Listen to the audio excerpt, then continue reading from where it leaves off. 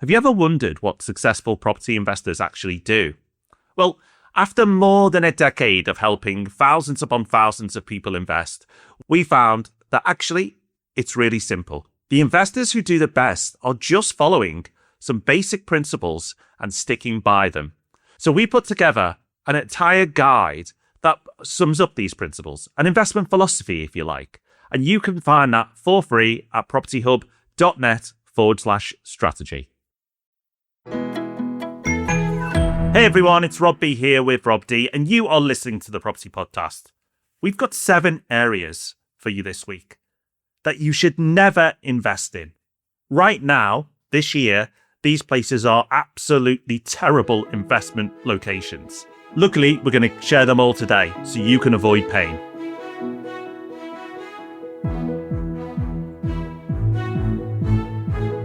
Welcome to the Property Podcast. In case you don't know, we run a business that buys more than £100 million worth of property every year for our clients. You can find out about that at propertyhub.net/invest. So, of course, we are very interested in finding the best places to invest. But even more important than finding the absolute best is avoiding the absolute worst. The location is the one thing about your property that you can never change. So you don't want to be getting this wrong. So we'll be sharing those areas to avoid in just a second.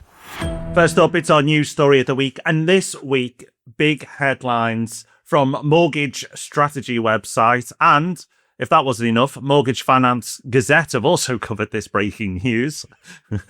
We love a niche website. The rental sector in the UK has contracted by 48 billion in 2025. Rob, we both agree that sentiment in 2025 was a pretty low point for buy-to-let in the UK, but that's some number. It is, and it's not because house prices have fallen, it's because landlords are selling up. So prices haven't fallen, their houses haven't disappeared, but they're moved from being in the rental sector to being owned by homeowners. So this data from Savills says that owner-occupiers have basically been the winners over the last few years. It says over the last 3 years, the private rented sector has contracted, it's decreased by 5.1%, despite the UK housing sector growing by 3.8% overall. It's the only sector of the market that shrunk. And the commentary says that of the smaller landlords selling up, some of it is being absorbed by larger landlords, who of course are more professionalised, better able to deal with the new challenges that have come along, but a lot have been sold to owner-occupiers. So Rob, we've heard a lot anecdotally about landlords selling up, but here it is in the numbers, and it's far bigger than I expected. It is, but I think it's important to understand that the majority of these landlords are what we call legacy landlords. Because buy-to-let for the people who've been in it for a long time is much tougher now because they would have bought their properties in their own names.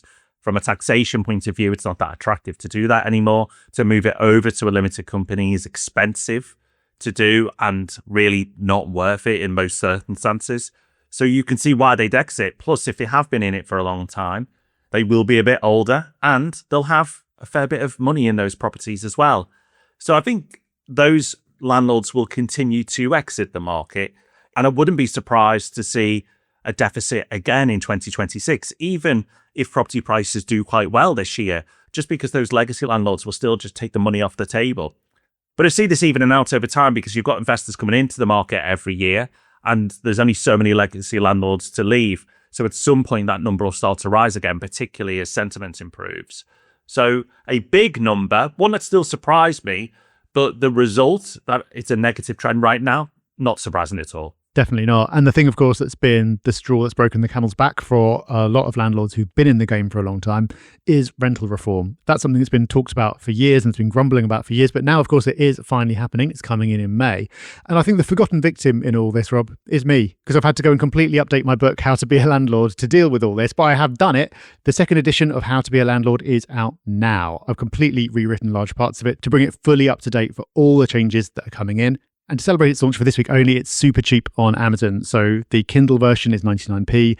The paperback is as cheap as it will let me do it. I think it's about £8. So I'm making no money on it. It's just the cost of printing through Amazon. So if you do want to grab that new edition of How to Be a Landlord and know everything you need to know to be ready for the Renters' Rights Act, this week is the time. We'll put the link in the show notes or you can just go search it on Amazon. Over the long term, property is really forgiving. And you can do very well through property if you just stay in it and persevere. But why would you want to play on hard mode? Why would you want to make mistakes up front? And one of the biggest mistakes that we see is that people just buying in areas that they really shouldn't. Like, they're making investment decisions in areas that make you go into property investment on hard mode. You do not want to do that. We want to help as many people as possible. So in this week's episode, we're going to share with you the worst areas that you can invest in this year. Do not proceed until you've listened to this podcast. If one of the areas that you're looking at right now, or even in a process of buying in right now, are in this podcast, well, you may want to reconsider after listening to this week's episode. Let's start with one that may not be a surprise for many, but I know lots of people live in this area who listen to the podcast, and that's the southeast of England. If this is coming as a surprise, you haven't been paying attention. The Southeast has been massively struggling for the last few years. It's the worst performing region at the moment. According to Home Track, it's had 0.3% growth over the last year. There are also cities within it like Southampton, Brighton, Portsmouth, where prices are actively falling. And the reasons are pretty obvious. We've covered them before. This part of the country has already had its growth spurt. It hit an affordability ceiling. And then with mortgage rates going up as well, it just put the region under so much pressure. There's really nowhere for prices to go. All prices can really do is stagnate until wages go up and create some more headroom. And the critical thing is this isn't going to resolve overnight. So according to Savills, the Southeast is going to have half the growth rate of the Northwest over the next 5 years. So you put it really well, Rob, with hard mode. So sure, you go find an incredible deal. You can negotiate a great price, and there will be deals to be done because lots of people are looking to get out of the Southeast. But still, the market is just not going to be helping you out. It isn't. And you have to remember as well the impact of stamp duty in the Southeast. Everywhere is pretty expensive. There aren't many cheap areas in the Southeast. So stamp duty to just move home is prohibitive. I know in the past I've considered moving home and I didn't because of the stamp duty. Well, you have to remember there's an extra stamp duty surcharge with buy-to-let. So that makes it even more prohibitive. So the numbers are just not attractive at all. When you get in, you are paying so much up front to just get started. It will actually take some time before you break even just to pay for the transaction costs with your rental profit. So you really have to own it for a very long time before you start to see the wins. And yes, at some point in the future, the Southeast will make sense again as an investment, but not now. Another place that does not make any sense now is the Southwest, particularly coastal and holiday let areas.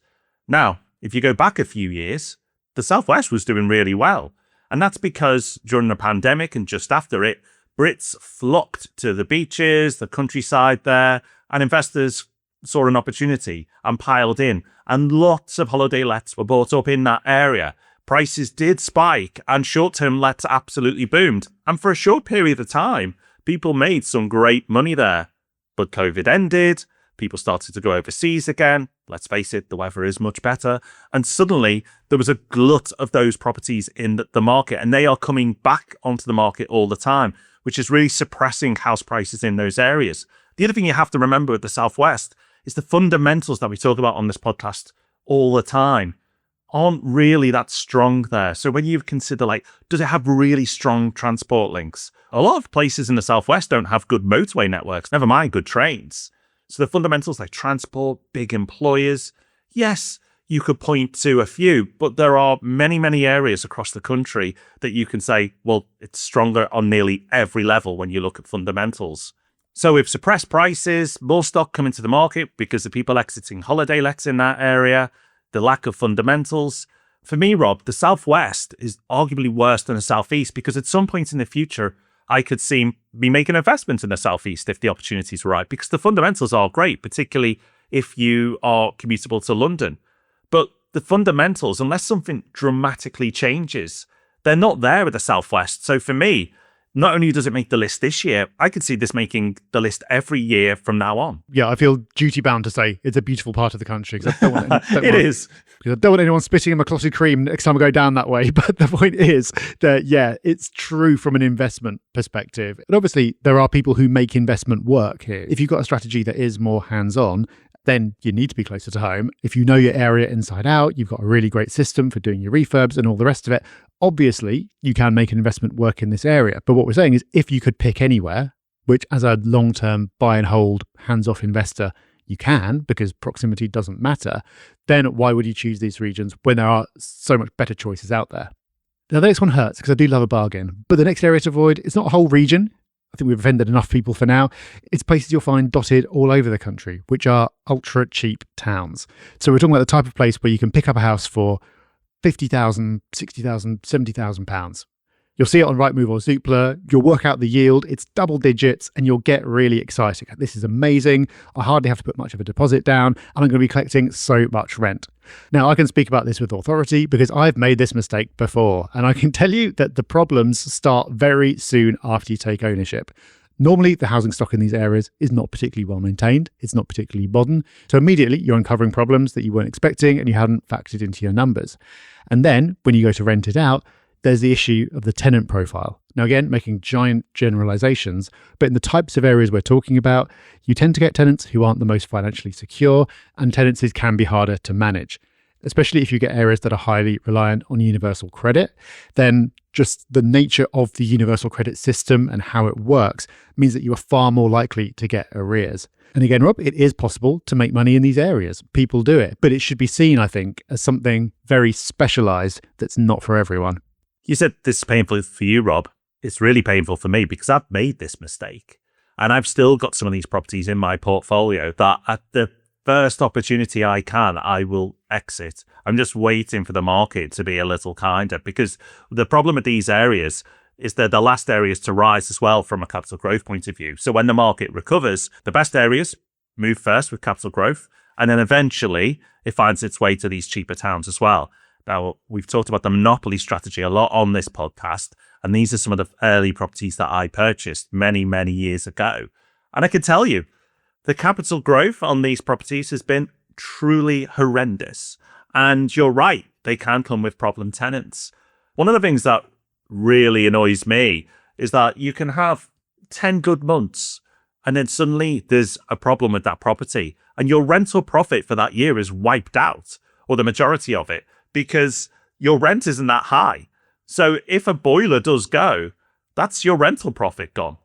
In more than 1 year, I've used these properties to offset profits because these properties have made a loss. Yes, because of the problems that these properties have stored up and I've had to pay for, they've lost money. I've used that to help me with my tax bill. That's not a good strategy. That might sound good, but you don't want to buy properties just to lower your tax bill because they're going to be that bad. So I really do think that you should avoid these properties because I've felt the pain and I do not want you to feel it too. And we get this type of question on Ask Rob and Rob a lot, like, should I wait and just build that deposit a little bit higher before I move forward? And the answer nearly, not always, but nearly is always yes. Because remember, if you're using a mortgage, if you could save another 10 grand, that allows you to buy a property with 40 grand higher, because you're leveraging at 75% most of the time.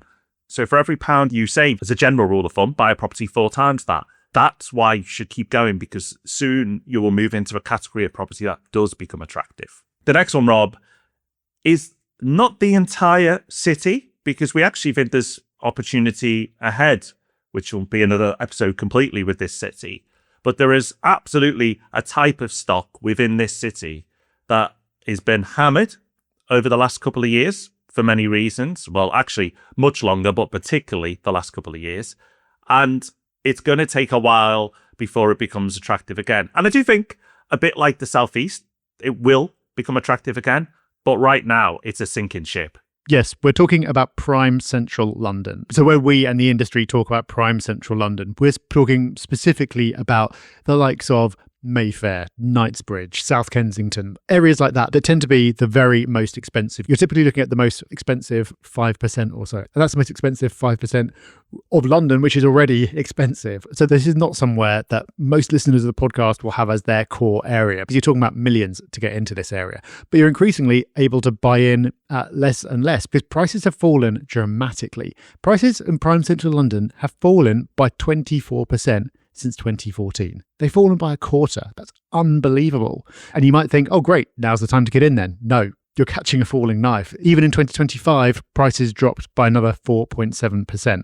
Now, at some point, that will create an opportunity. But if you look at the reasons that this has happened, Rob, so again, taxes, mortgages, and especially the exodus of non-doms and wealthy people who used to be the prime targets for this area who are moving abroad, it's hard to see that changing anytime soon. It really is. And this is the part of London that gets all the headlines, which is why I alluded to there might be opportunity elsewhere, because this is talked about so much that everyone thinks London is completely dead as an option. And understandably so, because these properties are so expensive to begin with. A reasonable percentage fall is a huge amount of money in pound notes. I'm in a lot of WhatsApp groups with entrepreneurs, and they're from all over the world, and including some of those who've exited the UK. And it was staggering last year how many people in WhatsApp, because that's how desperate they must have got, had prime central London property. And they were asking, like, does anyone know how I can exit this? Who's best to sell it? Does anyone want to buy it? They were up for doing a deal. But like you said, Rob, you don't want to catch a falling knife. It's got further to go. But if it's made my WhatsApp groups, whose people tried to sell, you can see how desperate things have become. So prime central London is definitely one to avoid. And we're feeling generous, Rob, or maybe we're just like picking on areas, but we've got a few other quick ones to add in. So they're the main ones, they're the main four, but we've got a few others that will quickly reel off that you should be very wary of if you're considering investing there. Yeah, so the first one probably again won't come as a surprise to regular listeners, but Scotland. Sorry, Scotland. I actually have a lot of love for Scotland, but do not have a lot of love for the Scottish government. The story of the past 5 years or so has just been more and more regulation, very confusing regulation at times. And now with the new Housing Act that they're going to bring in, with rent controls both within and between tenancies potentially, it is just so landlord unfriendly. That is why the big institutions are pulling out of Scotland. It's why the number of landlords is shrinking. And so, said it before about other areas, we'll say it again, you can make it work there. People do make it work there. But for me, firmly in the too hard pile. So that's one country eliminated. The next thing I've got in my notes here, Rob, is overseas in general. Nice and specific. Well, we picked on a lot of places, Rob, so let's take on the rest of the world. It's not that we are crazy and we think the UK is the only place to invest in the world. But again, this is a mistake I very nearly made, and I was lucky I got out of it. And we're talking many, many years ago now. We're probably approaching 20 years ago, where I nearly invested overseas. And actually, I knew that market really, really well. But I witnessed so many people investing overseas. We're talking about the last boom when lots of people were piling overseas, investing in areas that they just didn't know or understand. And just because the property was going up, they thought that was a good bet. But the legal system's so different, taxation so different, the way the markets can operate in different countries. Again, it's not always up and up and up. Some areas are suppressed in terms of property prices for good reason. So the advice here is just do not go overseas lightly to invest. If you've been on holidays somewhere a few times, that does not make you an expert in that local market. Of course, this excludes expats who live in those areas who've got to know those markets, or maybe you've got family from there or used to live overseas, so you know those markets really well. But it's the way some people invest so aggressively and lightly and in such a cavalier manner when things are so different. Yes, it's property. Yes, it's a home. But besides that, everything else is very, very different. So do not fall in the trap of feeling, oh, I'll make a bit more of an exotic investment because it feels exciting. It might be more exciting, but after you've owned it for 12 months, it may feel like an adventure you did not want to go into. Yes, so rare to see that end well. But a lot of horror stories. I think you're lucky, Rob, to get out of that when you did.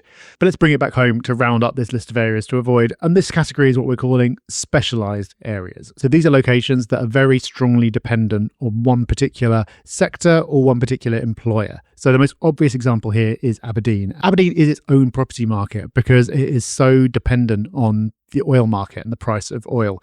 Its cycle is completely disconnected from the rest of the country. It's absolutely wild. So you can do really well in Aberdeen, but you're basing that on predicting the oil price rather than property prices. So it's very, very specialist.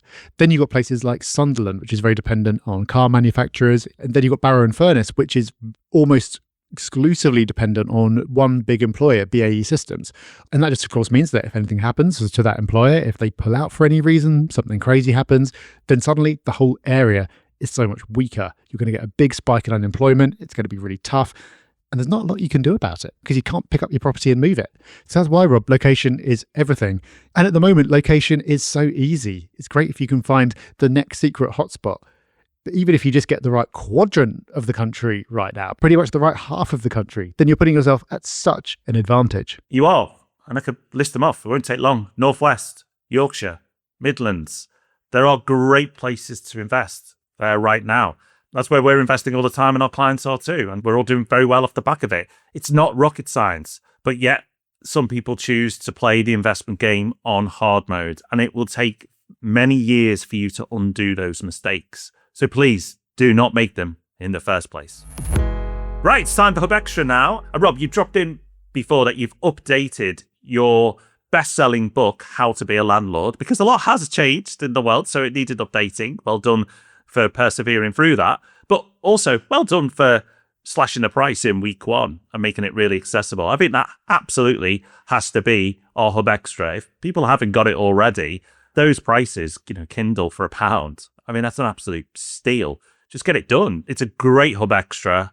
If you have not read that book yet, I'm sure many people have read most of your books, but if you haven't got that in your collection, this is the week to get it. Thank you. Yes, you can find that on Amazon and the link will be in the show notes. But that is us done for this week. Thank you for joining us. We'll be back to do it all again next Thursday. And in the meantime, if you're not already signed up to Property Pulse, our free newsletter that goes out on a Friday, make sure you do that. It's packed full of everything you need to know, loads of good stuff. Just go to propertyhub.net/pulse to sign up. But until we see you next, have a great week. Bye-bye. Bye-bye.